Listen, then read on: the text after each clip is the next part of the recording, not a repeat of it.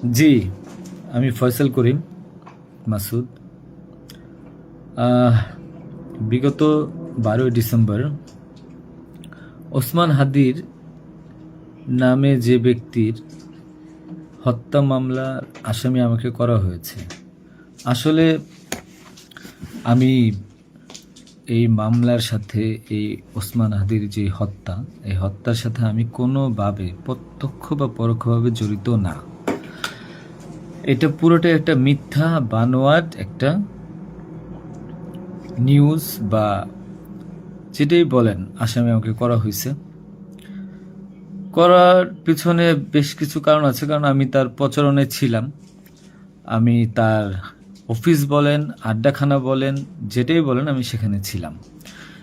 সেখানে থাকার পিছনে মূল কারণটা হলো, আপনারা জানেন যে আমি অ্যাপেল সফট আইটি নামে একটা প্রতিষ্ঠানের মালিক। বিগত 10-12 বছর ধরে এই প্রতিষ্ঠান আমি চালাচ্ছি। এই প্রতিষ্ঠান থেকে আমি প্রায় 20-30 কোটি টাকার কাজ করেছি, উইদাউট তদবির, সুপারিশ ছাড়াই। কারণ আমি ব্যাটল অফ 71-এর প্রতিষ্ঠাতা। ব্যাটল অফ 71-এর মতো একটি গেম বানিয়ে আমি বাংলাদেশে জাতীয় পুরস্কারও পেয়েছি। আমি সফটওয়্যার ইঞ্জিনিয়ার, আমি এমবিএও করেছি। এখন কথা হচ্ছে সেটা না, কথা হচ্ছে যে আমি সেখানে কেন গেলাম। সরকার পতনের পর আমার ব্যবসা প্রতিষ্ঠানে অনেক লস হয়, যেখানে আমি ঋণগ্রস্ত হয়ে যাই। তো আমি কিছু কাজ, নতুন কাজ, আইটির কাজ জমা দিয়েছি। তো আমি তাদেরকে জমা দেওয়ার পর আমি দেখলাম যে তদবির সুপারিশ এখন দরকার হবে, কারণ যেহেতু আমার ব্যক্তিগত প্রোফাইলে এখন কোনো কাজ হচ্ছে না। তো আমি ওসমান হাদির ওখানে যাই, তার সাথে কথা বলি। বলার পর সে আমাকে আশ্বস্ত করে বলে যে সে আমাকে কাজ পাইয়ে দিবে। এই বাবদ সে 5 লাখ টাকাও চায়। আমি 5 লাখ টাকা দিই তাকে। নগদ চেয়েছিল, আমি নগদই দিয়ে দিয়েছি। দেওয়ার পর সে আমাকে বললো, ভাই আপনি অ্যাজ এ ডোনার হিসাবে আপনি আমার যেই প্রোগ্রামগুলো হয় নির্বাচনী প্রচারণা, একটা অফিস দিয়েন, বা প্রচারণে মাঝে মধ্যে একটু ছেলে পেলেরে হাদিয়া দিয়েন। তো সে হাদিয়াই বলে আসলে বেসিক্যালি। তো আমি এরপরে শুক্রবার আমাকে আসতে বলে, আমি প্রথম শুক্রবার তার সাথে যাই, প্রচারণা করি। সেই সুবাদে আমি আমার 2টা ছোট ভাই নিয়ে গিয়েছিলাম, যারা এলাকার লোকাল। তো এখন তাদেরকে হয়তো আসামি করা হচ্ছে, আমি জানি না। তারা কিছুই জানে না, যেমন আমি জানি না, তারাও জানে না। তো তারপর তাকে আমি 5,000 টাকা দিই। তার সাথে যে ছেলেটা আছে জাবের, তাকে জিজ্ঞাসা করলে জানতে পারবেন, সবার সামনে আমি দিয়েছি, এবং হাদিয়া হিসেবে সে খুব হাসি মুখে এটা গ্রহণ করেছিল। তারপর ওই দিনের খাওয়া দাওয়া শেষ, প্রোগ্রাম শেষ, আমরা চলে আসি। এরপর আমি আমার ব্যক্তিগত কাজে, নানা কাজে ব্যস্ত ছিলাম। হাদি একদিন ফোন দিয়ে আমাকে বলে, ভাই 16ই ডিসেম্বর আসছে, আপনার সাথে কিছু কথা আছে, আপনি আসেন। তার হোয়াটসঅ্যাপ মেসেজটা চেক করে দেখলে জানতে পারবেন। আমি কিন্তু তার নেক্সট শুক্রবার দিন, মানে আমি বৃহস্পতিবার দিন আমি কিন্তু যাইনি। সে আমাকে ফোন দিয়ে নিয়েছিল যে আপনি আসেন, এসে আপনি দেখেন যে আপনার সাথে কিছু কথা আছে, আপনার কাজটার বিষয়ে কিছু কিছু কথা আছে, আর আমাদের 16ই ডিসেম্বর প্রোগ্রামে আপনি একটু হেল্প লাগবে। তো আমি যাই।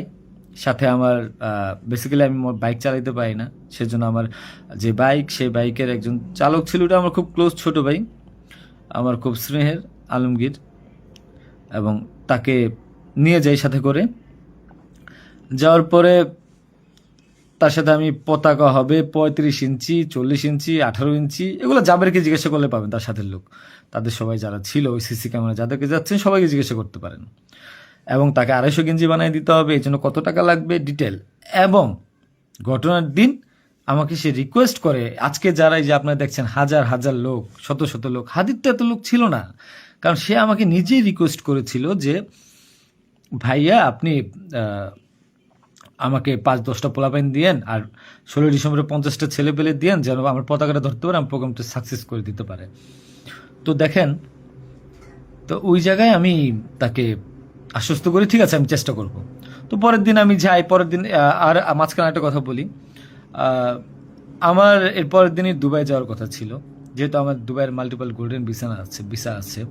আমি এর আগেও দুবাই গিয়েছিলাম। তো আমার একটা কাজে দুবাইয়ের কিছু প্রোডাক্ট কেনার কথা ছিল। তো আমার টিকিটটা আমি ওই দিন ক্যান্সেল করাই, যেহেতু সে রিকোয়েস্ট করেছে, পিছায় দিই। তো সেই বাবদে যেহেতু 10টা বাজে প্রোগ্রাম, তো আমি ভোরবেলায় বের হই, আলমগীর আমার বাসায় ছিল। আর আমার ওয়াইফ, বাচ্চা যেহেতু নরসিংদীতে থাকে, 5ই আগস্টের পর তারা ওখানে সেটেল করে দিয়েছিলাম। তো থাকার পর সুবাদে আমি আমার বোনের বাসায় উঠেছিলাম। আমি কিন্তু অন্য কোথাও যাইনি, বোনের বাসায় উঠেছিলাম ওদিন রাতে। তো ওই বাইক নিয়ে যাই, যেহেতু বাইকটা আমি কিনেছি। তো নাম রেজিস্ট্রেশন হয়নি।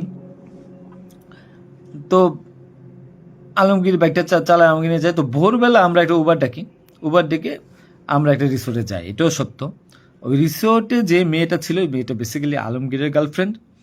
কারণ আলমগীর আমি দুবাই চলে যাওয়ার পর সে যেহেতু এলাকায় থাকতে পারছিল না, তার একটু বাইরে থাকতে হবে। তো মেয়েটা তার কাছে একটা হেল্প চায় বাসা ভাড়ার জন্য। তো আলমগীর তার গার্লফ্রেন্ডকে হেল্প করার জন্য বলে, ঠিক আছে তুমি আজকে দেখা করো, আজকে আমাদের অনেক কাজ, তোমার সাথে আমি পরে দেখা করতে পারবো না। তো আলমগীরের সাথে আমি যাই। যাওয়ার পর 8টা-9টার দিকে আমি আবার চলে আসি, কারণ আমার এই টিকিটটা ক্যান্সেল করতে হবে। আবার হাদির প্রোগ্রামে যেতে হবে, ছেলে পেলেও নিয়ে যেতে হবে। তো আমি প্রিপারেশন নিয়ে সকালবেলা চলে আসি। আসার পর এখানে যে মেয়েটাকে গার্লফ্রেন্ড বানানো, মিথ্যা বানোয়াট একটা প্রচারণা, মানে এর চেয়ে লেম জঘন্য কোনো কিছু হইতে পারে না এই দেশে। মানে আমাকে আসামি করেছেন, ভালো কথা করেন, কিন্তু এইরকম মিথ্যা মানুষের কলঙ্ক দেওয়ার কোনো মানে নেই। সতরা জানেন, ওই মেয়েটা গরিব একটা মেয়ে, মেয়েটাকে ফাঁসাচ্ছেন, মেয়েটাকে দিয়ে যা মন চায় তাই বলান। এখন কথা হলো যে আমি প্রোগ্রাম করেছি, হাদিকে যে ওই দিন কথা বলেছি, এবং ওই দিন আমি তাকে আবার 10,000 টাকা দিয়েছি, পোলাপানকে খাওয়াই দিয়েন। আমি আমার বাইক নিয়ে যাই, কে বা কারা এই হত্যাকাণ্ড ঘটেছে আমি জানি না। আমি 10 মিনিট আগে তার কাছ থেকে বিদায় নিয়ে চলে আসি। আসার পর আমি বাসায় আসি, যেহেতু আমি যাব দুবাই, আমি টিকিট ক্যান্সেল করেছি। আপনারা দুবাইয়ের টিকিটগুলো দেখতে পারেন। আমি একটু দেখাই একটা জিনিস আপনাদেরকে। এই যে দেখেন আমার দুবাইয়ের মাল্টিপল ভিসা। 1 মিনিট।